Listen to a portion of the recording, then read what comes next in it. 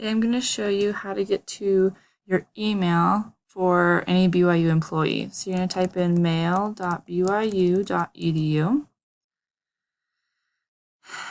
And then once you're here, you're going to have a list of the emails that you've received, a nice menu on the side where you can click on your sent items. So today I responded to a question about a survey. I also asked for some advice from one of my other peer mentors because I have a student who was wondering how she can do really well in her Japanese class. You can also go to draft. So I'm getting ready to send out a weekly email to my current freshman students. And so I have that I'm working on. And up here at the top is where you can click on the new email. And over here, when you're on a particular email, once you click on it,